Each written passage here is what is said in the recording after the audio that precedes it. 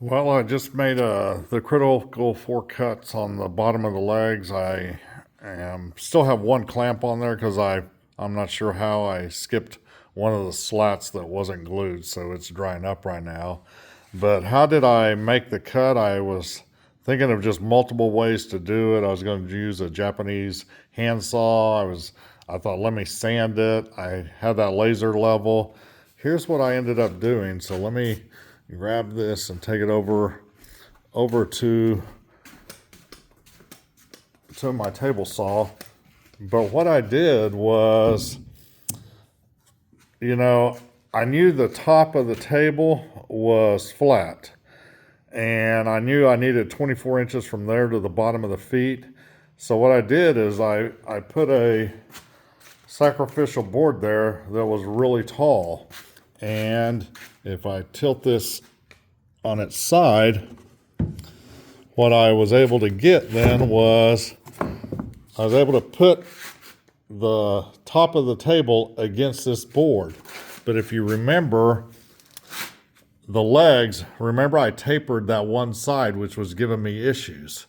The leg on the top of this picture is exactly 90 degrees to the tabletop, but the bottom, again, it's tapered. So what I would do is I would slide that little wedge over until it hit the board, the bottom of the leg there, and then I would run it across the table saw, making sure that I kept the tabletop against that sacrificial board.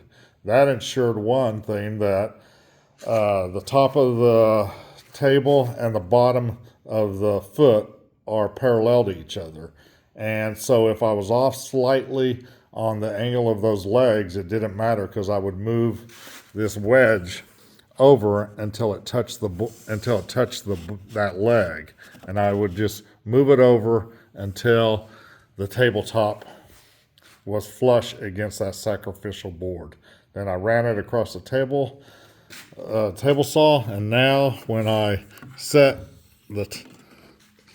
this up, sorry for the camera work here, I'm by myself. Now it is perfectly flat and there's no wobble or anything like that. So really we are right at the end.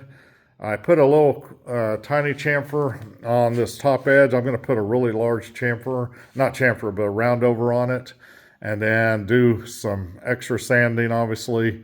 And then the last video then will be the final product. But I just wanted to show you guys the work I did on that cutting of the leg. Thanks.